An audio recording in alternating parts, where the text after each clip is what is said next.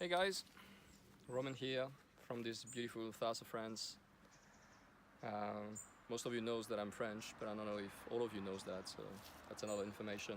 I grew up in France, now living in Australia, citizen of the world. And today I'd like to share a very fascinating topic that is really important for me, which is this sacred feminine energy. What is the sacred feminine according to me? Everything in his nature is polarized.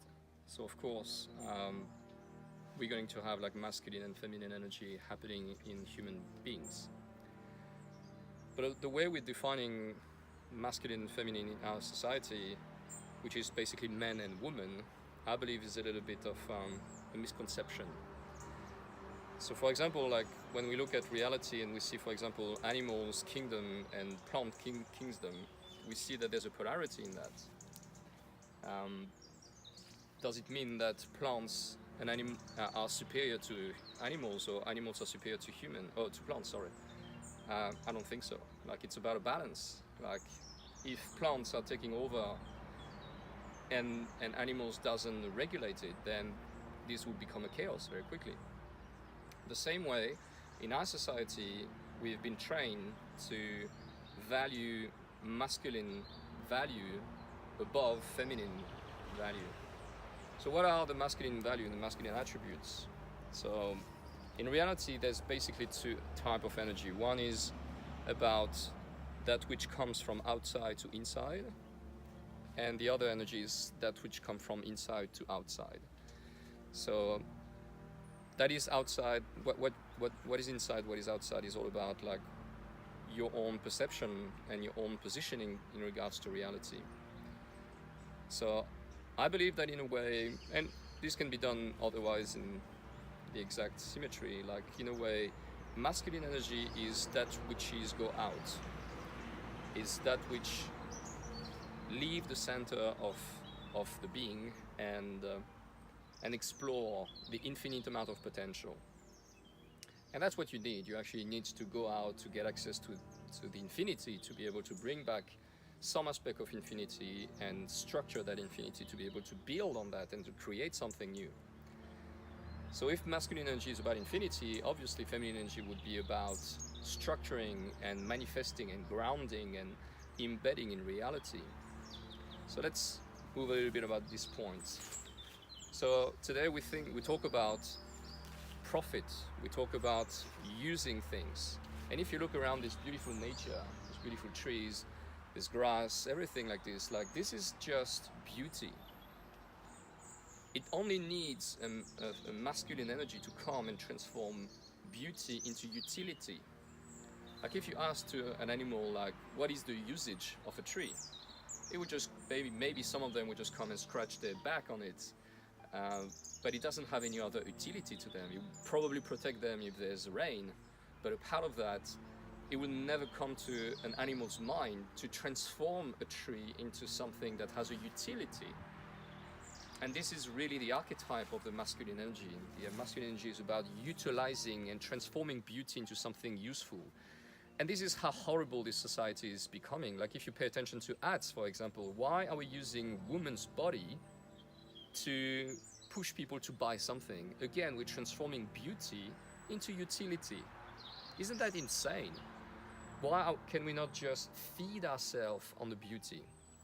Why is it so hard to just contemplate and just structure our inner self and see the beauty of the world and just nourish it, like instead of feeding on each other? Because in a way, like we are feeding on each other through many different ways. Like we're eating things from outside, we are feeding on emotions, we are releasing our emotion through others, we are feeding on thoughts of each other, even on spiritual way, we are feeding on each other. Like some people transform and use spirituality for a purpose, and suddenly you got it.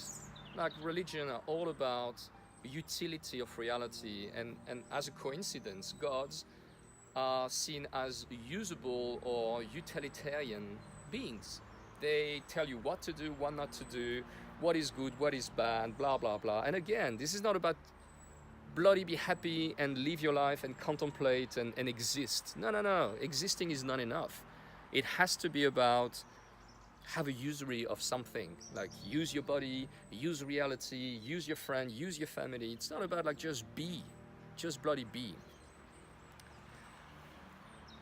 So in a way, the feminine energy, the sacred feminine energy, which is really missing in our society, is about just be, just contemplate, just feed. Stop thinking about profit and usury and utility and, oh, what am I going to make of that piece of grass, or that I can just come and touch it and contemplate it and see the beauty and the life and the structure and just this will feed me.